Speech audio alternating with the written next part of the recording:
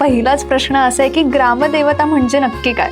तर हा जो देव आहे, जो गावाचं राखण करतो, रक्षण करतो, बरं. ज्याच्या भरोश्यावरती लोकांनी तिथे वस्ती केलेली आहे, तो गावचा राखण करणारा म्हणून तो ग्रामदेवता, किंवा त्याला गावचा राखणदार असंही आपल्याला म्हणता येईल. तो ग्रामदेवता बदलू शकते की त्यांनी गावं बदलली तर त्या गावातली ग्रामदेवता वेगळी, पण कुलदैवत कधी बदलत नाही. आता ह्या ग्रामदेवता आहेत ना, ह्या आपल्या साध्या सुद्धा माणसासारख्या आहेत, म्हणजे त्या रागवतात पण. खरं तर ह्या यक्ष देवता ज्या होत्या प्राचीन काळातल्या, त्यांचं रूपांतर होऊन ह्या ग्रामदेवता झालेल्या आहेत. तुम्ही कसं म्हटलं की ग्रामदेवता रुसतात, चिडतात, खुश असतात, तसंच मग आता ह्याच्यासोबत एक मुद्दा तो अंधश्रद्धेचा.